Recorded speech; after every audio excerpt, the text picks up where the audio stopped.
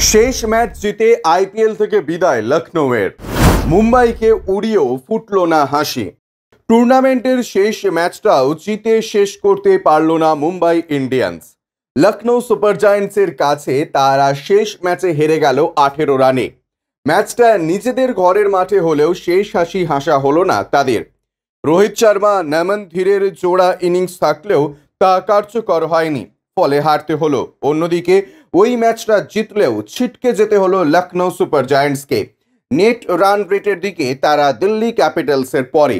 এদিন টসে জিতে বোলিংয়ের সিদ্ধান্ত নেন হার্দিক পান্ডিয়া। তার এই সিদ্ধান্ত তার পক্ষেই যায়। এই ম্যাচ খেলেনি জসপ্রীত বুমরা। বিশ্বকাপের আগে তাকে বিশ্রাম দেওয়া হয়েছে। ওপেন করতে নেমে লখনৌয়ের হয়ে খারাপ শুরু করেন দেবদত্ত পাডিক্কল। তিনি ওপেন করতে নেমে ব্যর্থ হন।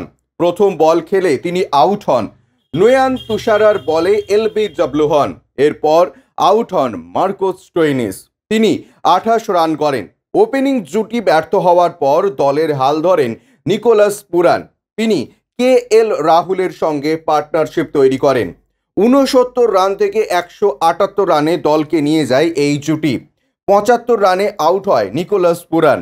এরপরই রানের গতি কমতে থাকে এলএসজির। কেএল রাহুল 55 রান করে আউট হন। এরপর আয়ুষ বাদনি 22 রানের ইনিংস খেলেন। নির্ধারিত 20 ওভারে এলএসজি 6 উইকেট হারিয়ে 214 রান তোলে। মুম্বাইয়ের হয়ে 3টি করে উইকেট নেন নোয়ান তুষারা ও পীয়ূষ চাওলা।